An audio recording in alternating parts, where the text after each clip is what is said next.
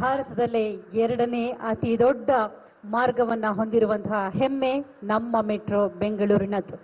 ಬಂಧುಗಳೇ, ಅಪಾರ ಜನಮನ್ನಣೆ ಗಳಿಸಿರುವಂತಹ ಅಪ್ರತಿಮ ನಾಯಕರಾದ ಸನ್ಮಾನ್ಯ ಪ್ರಧಾನಮಂತ್ರಿಗಳು ನಮ್ಮೆಲ್ಲರ ನೆಚ್ಚಿನ ಶ್ರೀ ನರೇಂದ್ರ ಮೋದಿಯವರ ಮಾತುಗಳನ್ನು ಆಲಿಸುವಂತಹ ಸುಸಮಯ. Ladies and gentlemen, with a huge round of applause, please put your hands together and welcome the visionary leader, Honorable Prime Minister Shri Narendra Modi ji.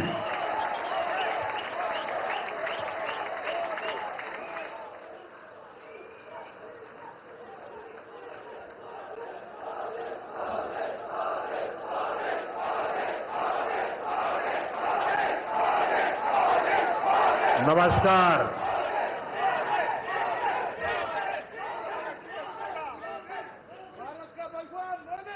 Bengaluru ನಗರದ ಆತ್ಮೀಯ ನಾಗರಿಕ ಬಂಧು ಭಗಿನಿಯರೇ,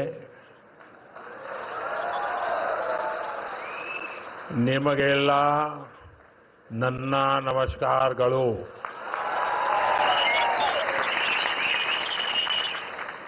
कर्नाटक के गवर्नर श्री थावरचंद गहलोत जी, मुख्यमंत्री सिद्धरामैया जी, केंद्र में मेरे सहयोगी मनोहर लाल खट्टर जी, एचडी कुमारस्वामी जी, अश्विनी वैष्णव जी, वी सोमन्ना जी,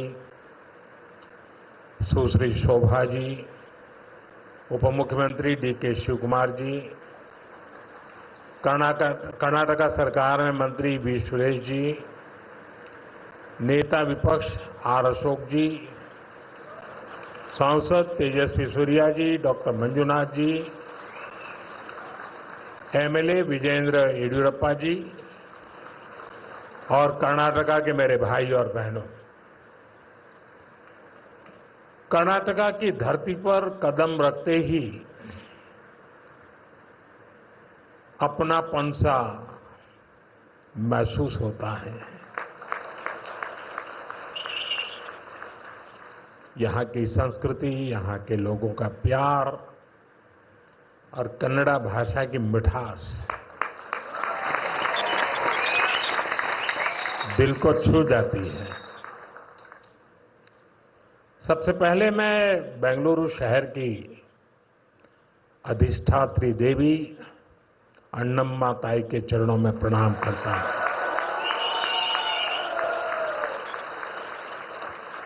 सदियों पहले नाड़ प्रभु केम्पेगौड़ा जी ने बेंगलुरु शहर की नींव रखी थी। उन्होंने एक ऐसे शहर की संकल्पना की थी जो अपनी परंपराओं से भी जुड़ा हो और साथ ही प्रगति की नई ऊंचाइयों को भी छुए। बेंगलुरु ने अपनी उस स्पिरिट को हमेशा जिया, हमेशा उसे सहज कर रखा और आज बेंगलुरु उस सपने को साकार कर रहा है। साथियों, बेंगलुरु को हम एक ऐसे शहर के रूप में उभरता देख रहे हैं जो न्यू इंडिया के राइज का सिंबल बन चुका है। एक ऐसा शहर जिसकी आत्मा में तत्वज्ञान है और जिसके एक्शन में टेक ज्ञान है। एक ऐसा शहर जिसने ग्लोबल आईटी मैप पर भारत का परचम लहराया है। बेंगलुरु की इसी सक्सेस स्टोरी के पीछे अगर कोई है तो वो यहां के लोगों की, आप सबकी मेहनत और आप सबकी टैलेंट है।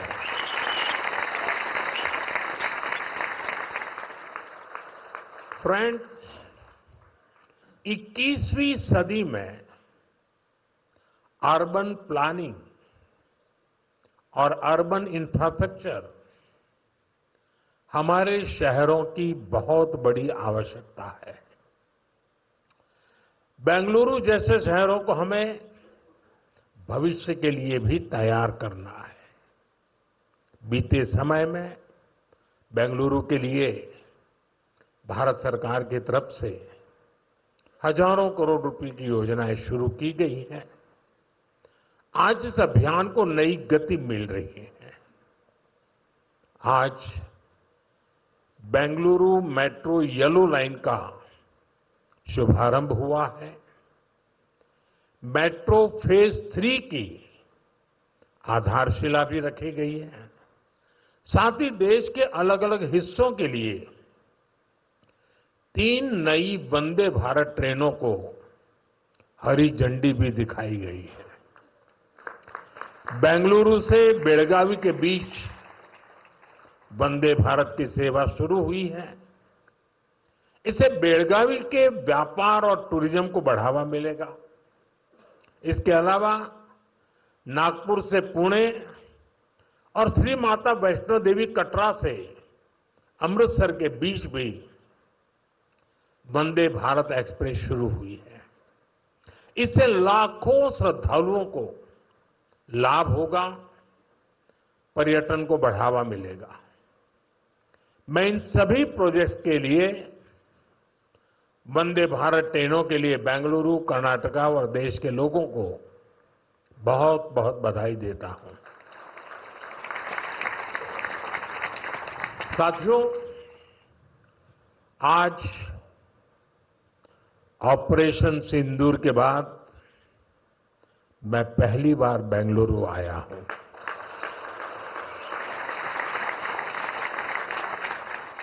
ऑपरेशन सिंदूर में भारतीय सेनाओं की सफलता सीमा पार कई किलोमीटर भीतर आतंकवादी ठिकानों को नेस्त नाबूद करने की ताकत और आतंकवादियों के बचाव में उतरे पाकिस्तान को कुछ ही घंटों में घुटनों पर लाने की हमारी क्षमता पूरी दुनिया ने नए भारत के इस स्वरूप के दर्शन किए हैं।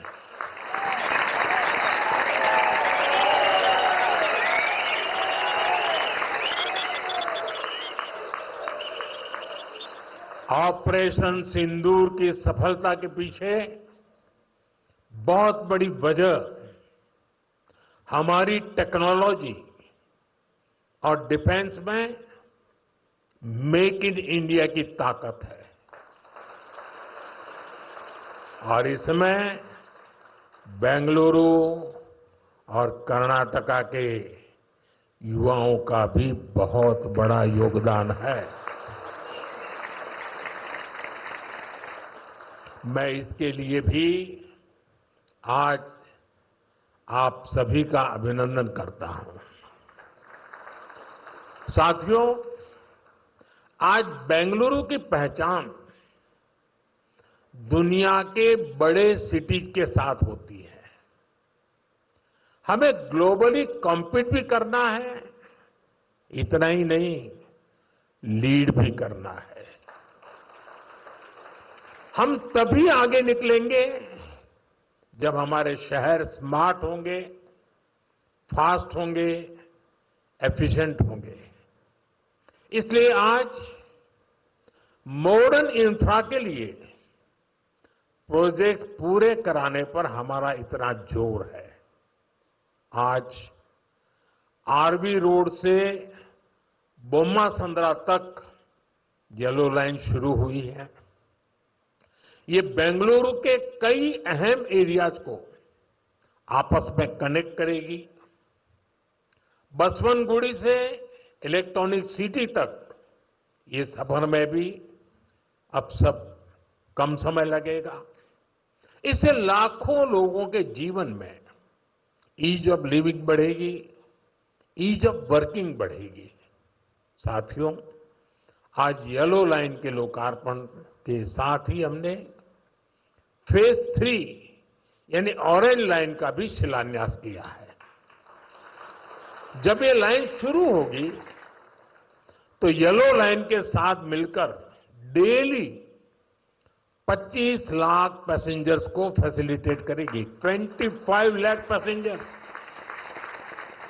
ये बेंगलुरु के ट्रांसपोर्ट सिस्टम को एक नई ताकत देगी, एक नई ऊंचाई देगी।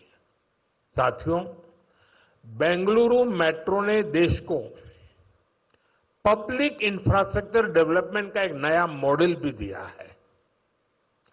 बेंगलुरु मेट्रो कई अहम स्टेशनों के लिए इंफोसिस फाउंडेशन, बायोकॉन और डेल्टा इलेक्ट्रॉनिक जैसी कंपनियों ने पार्ट फंडिंग की है। सीएसआर के इस्तेमाल का ये मॉडल एक बड़ी प्रेरणा है। मैं इस अभिनव प्रयास के लिए कॉरपोरेट सेक्टर को बहुत बहुत बधाई देता हूं। साथियों, आज भारत दुनिया की फास्टेस्ट ग्रोइंग मेजर इकोनॉमी है।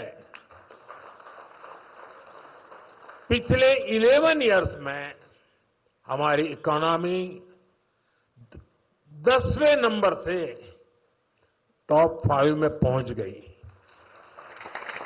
हम बहुत तेजी से टॉप 3 इकोनॉमी बनने की ओर आगे बढ़ रहे हैं। ये स्पीड हमें कैसे मिली है? ये स्पीड हमें रिफॉर्म, परफॉर्म, ट्रांसफॉर्म की स्पिरिट से मिली है।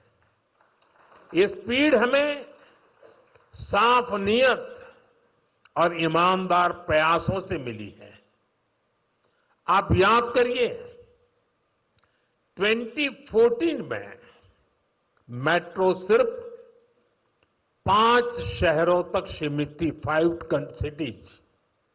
अब 24 सिटीज में 1000 किलोमीटर से ज्यादा मेट्रो नेटवर्क है। भारत अब दुनिया का तीसरा सबसे बड़ा मेट्रो नेटवर्क वाला देश बन गया है। 2014 से पहले लगभग 20,000 किलोमीटर रेल रूट का इलेक्ट्रिफिकेशन हुआ था। यानी देश आजाद होने से 2014 तक हमने पिछले 11 इयर्स में ही 40,000 किलोमीटर से अधिक रेल रूट पर इलेक्ट्रिफिकेशन किया है।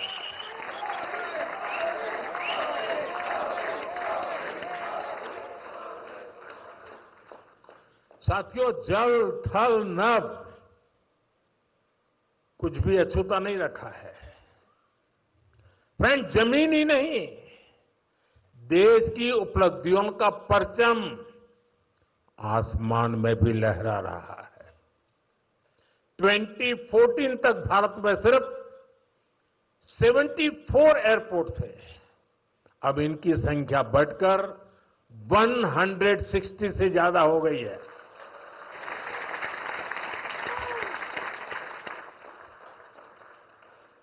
नभ की सिद्धि, थल की सिद्धि और जल की भी वाटरवेज का आंकड़ा भी उतना ही शानदार है। 2014 में सिर्फ 3 नेशनल वाटरवेज ऑपरेशनल थे। अब यह संख्या बढ़कर 30 हो चुकी है। साथियों, हेल्थ और एजुकेशन सेक्टर में भी देश ने एक बड़ी जंप लगाई है। 2014 तक हमारे देश में सिर्फ 7 एम्स और 387 मेडिकल कॉलेज थे। अब 22 एम्स और 704 मेडिकल कॉलेज लोगों की सेवा में जुटे हैं।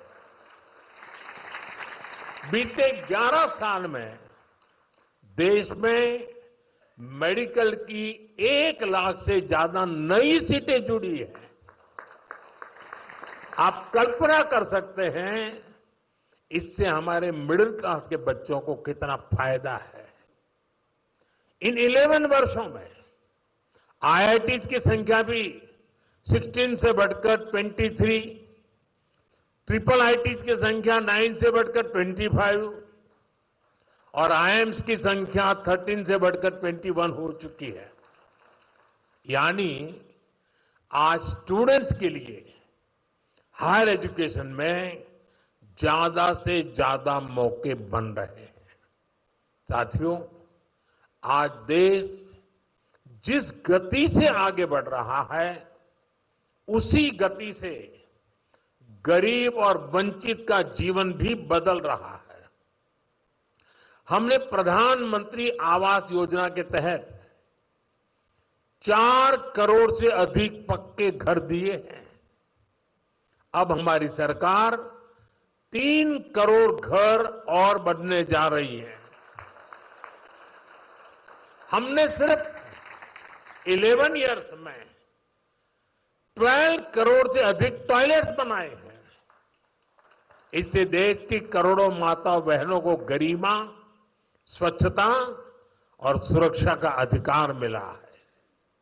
साथियों, देश आज जिस गति से विकास कर रहा है इसके पीछे हमारी इकोनॉमिक ग्रोथ एक बड़ा फैक्टर है।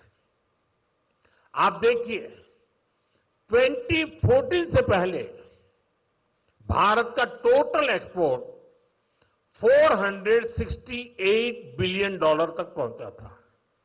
आज ये 824 बिलियन डॉलर हो गया है।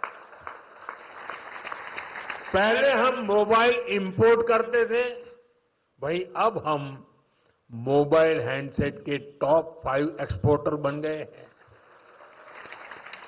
और बेंगलुरु की इसमें बहुत बड़ी भूमिका भी है। 2014 से पहले हमारा इलेक्ट्रॉनिक्स एक्सपोर्ट लगभग 6 बिलियन डॉलर था। अब ये भी लगभग 38 बिलियन डॉलर तक पहुंच गया। साथियों, 11 इयर्स पहले तक भारत का ऑटोमोबाइल एक्सपोर्ट लगभग 16 बिलियन डॉलर था। आज ये 2 गुने से अधिक हो चुका है, डबल हो चुका है। और भारत ऑटोमोबाइल का 4था सबसे बड़ा एक्सपोर्टर बन गया है। ये उपलब्धियां आत्मनिर्भर भारत के हमारे संकल्प को मजबूती देती है। हम मिलकर आगे बढ़ेंगे और देश को विकसित बनाएंगे। साथियों, विकसित भारत न्यू इंडिया की ये यात्रा डिजिटल इंडिया के साथ कदम से कदम मिलाकर पूरी होगी। आज हम देख रहे हैं इंडिया एआई मिशन जैसी योजनाओं से भारत ग्लोबल एआई लीडरशिप की दिशा में आगे बढ़ रहा है। सेमीकंडक्टर मिशन भी अब स्पीड पकड़ रहा है। भारत को जल्द ही मेड इन इंडिया चिप मिलने जा रही है। आज Bharat low cost, hi tech space mission का ग्लोबल उदाहरण बन गया है। यानी फ्यूचरिस्टिक टेक्नोलॉजी से जुड़ी जो भी संभावनाएं हैं, भारत उन सब में आगे बढ़ रहा है। और भारत के इस एडवांसमेंट की सबसे खास बात है एम्पावरमेंट ऑफ पुअर।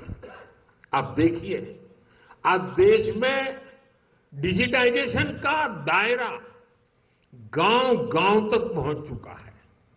यूपीआई के जरिए दुनिया का 50% से ज्यादा रियल टाइम ट्रांजैक्शन भारत में हो रहा है। दुनिया का 50%। टेक्नोलॉजी की मदद से हम सरकार और नागरिकों के बीच की दूरी कम कर रहे हैं। आज देश में 2 2200 से ज्यादा सरकारी सेवाएं मोबाइल पर उपलब्ध है। उमंग ऐप से आम नागरिक घर बैठे सरकारी काम निपटा रहा है। डिजी लॉकर से सरकारी प्रमाण पत्रों का झंझट खत्म हुआ है। अब हम एआई पावर्ड थ्रेट डिटेक्शन जैसी टेक्नोलॉजीज में भी निवेश कर रहे हैं। हमारा प्रयास है कि देश में डिजिटल रिवॉल्यूशन का फायदा समाज के आखिरी व्यक्ति तक पहुंचे और इस प्रयास में बेंगलुरु पूरी सक्रियता से काम कर रहा है।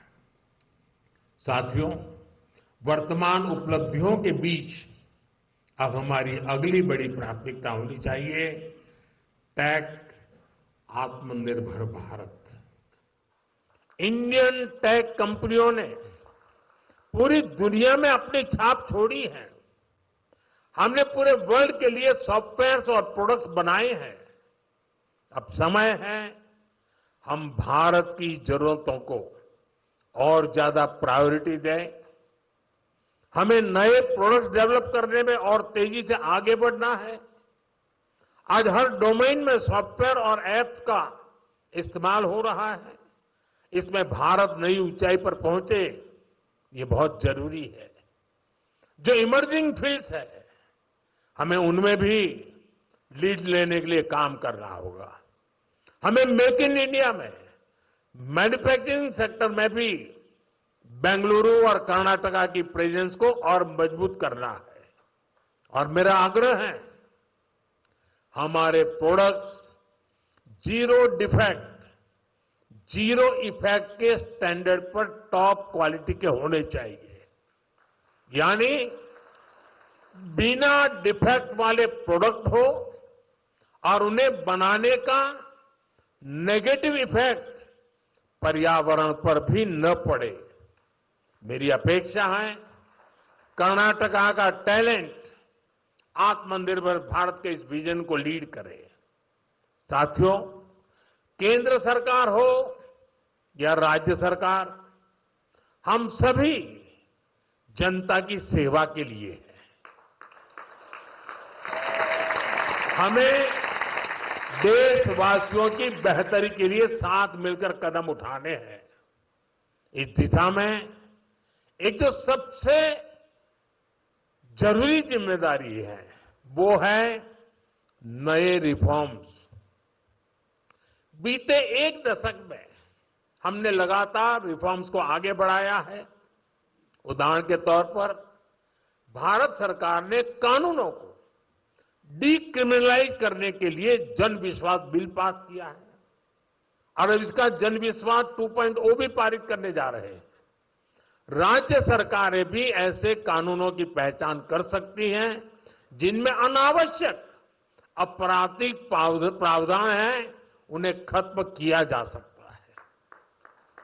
हम मिशन कर्मयोगी चला रहे हैं ताकि सरकारी कर्मचारियों को कॉम्पिटेंसी बेस्ड ट्रेनिंग दी जा सके।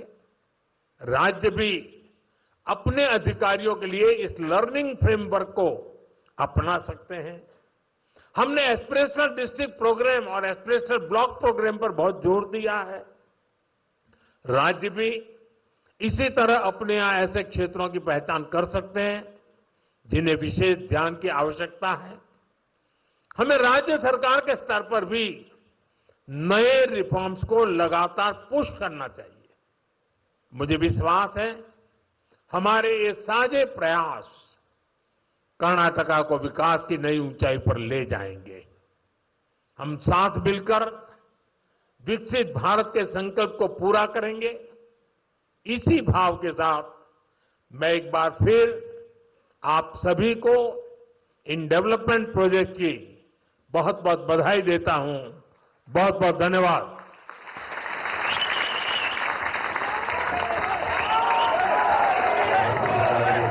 Narendra Modi ji has called upon the entire citizens of Karnataka to be a part of India's growth story.